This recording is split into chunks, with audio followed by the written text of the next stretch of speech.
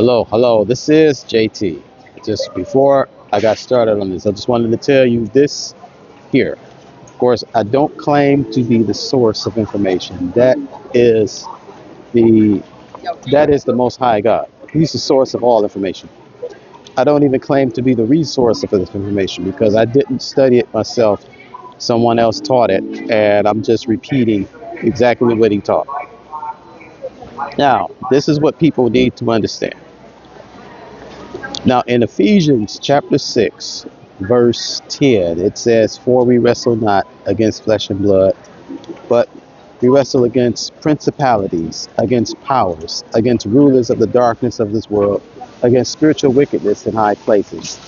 You know, that is talking about four categories of demonic spirit, which are designed to, keep people or put people in a type of belief or mindset or a way that would enslave them.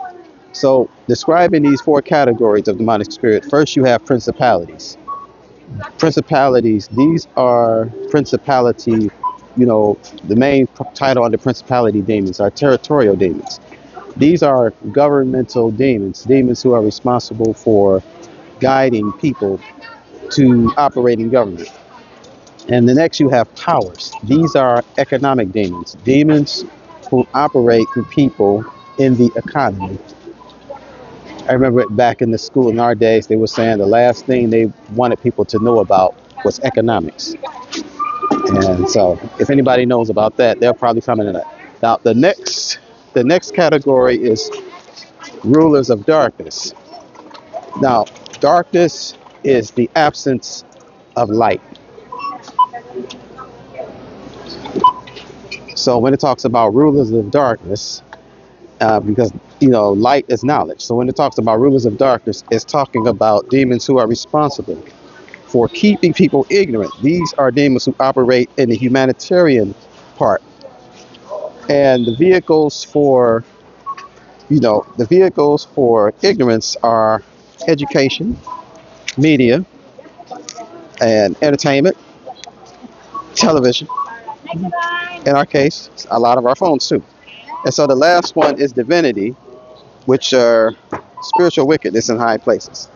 So that's talking about the higher up, you know, demons that operate in the divine area. So one of the reasons that it's talking about the spiritual warfare, if you read the rest of it first, before it'll say, just a second. All right, before it'll say, slaves obey your masters and masters do good to your slaves. Now that's not talking about enslaving. That's talking about employer-employee relationships. And then right after that, it goes into spiritual warfare in four areas.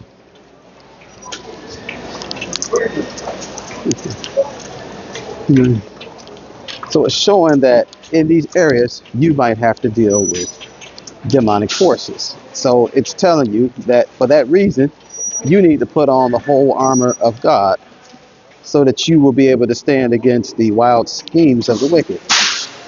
That's why it talks about the helmet of salvation, the breastplate of righteousness, the gird about your loins with the gird of truth, um, uh, and that's the belt of truth. And you got the shoes shod with the preparation of the gospel of peace, and in your left hand you got the shield of faith, which is to quenches all the fiery darts or all the fiery attacks of the devil, of the wicked. And then you got the sword of the spirit, which is the word of God.